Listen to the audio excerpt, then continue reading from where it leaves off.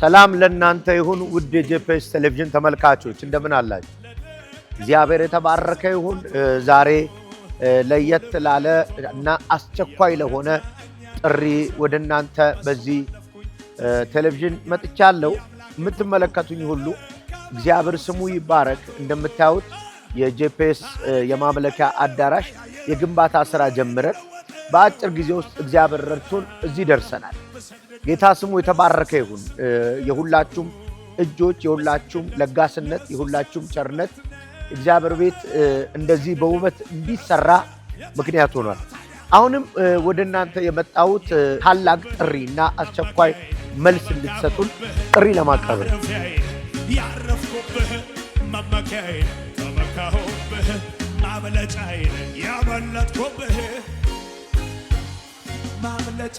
እንደምትመለከቱት እግዚአብሔር ይባረክ እዚህ ደረጃ ደርሰናል። ያለነው አሁን የማምለኪያ አዳራሹን የዋናውን አዳራሽ ግንባታ ጨርሰን አሁን የዚህ የአፕስቴሩ ወይም የሚዛኒኑ ስራ ላይ ያለነው። እግዚአብሔር ይባረክ። ብረታችን አንጥፈናል። አሁን አርማታ መሙላት ነው የሚቀረን። እዛ ጋር እንደምትመለከቱት ጊዜያዊ ቢሮዎች ጀምረናል። ገና ያልተለቀቁ የምናስፋፋ ቦታዎች አሉ።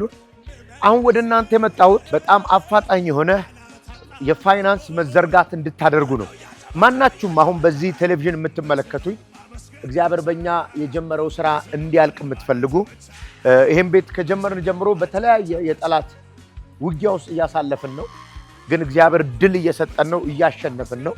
ስለዚህ አሁን በፊታችሁ የመጣሁት እዚህ ቴሌቪዥን ላይ ባሉት አካውንቶች፣ በዚህ ቴሌቪዥን ላይ በምትመለከቷቸው አካውንቶች ሁላችሁም ምላሻችሁን እንድትሰጡ ቁጭ ብላችሁ አሁን በቴሌቪዥን የምታዩን በአገልግሎት የምትባረኩ የጄፒኤስ ቴሌቪዥን እና የነብይ ሄኖክ አገልግሎት እንዲቀጥል የምትፈልጉ ማንም ሰው ጸጥ እንዳይል፣ ማንም ሰው ምላሽ ሳይሰጥ እንዳይቀር በጌታ ፍቅርና ርህራሄ ለምናችኋለሁ።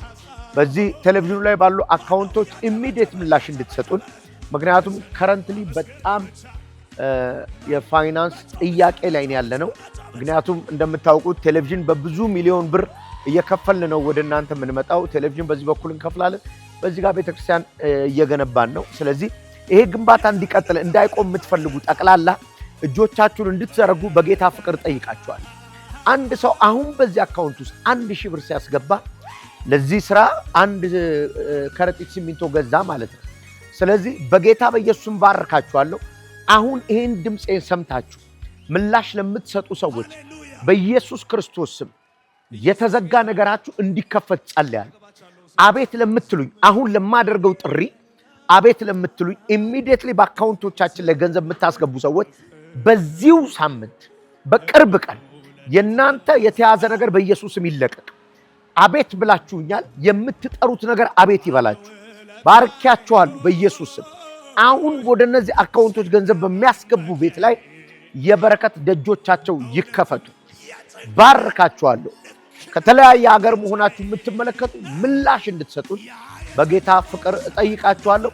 ወደዚህ እንደመለሳችሁ እግዚአብሔር ወደ እናንተ ነገር ይመልስላል። ይሁን አለ ሆነ። ተባረኩ።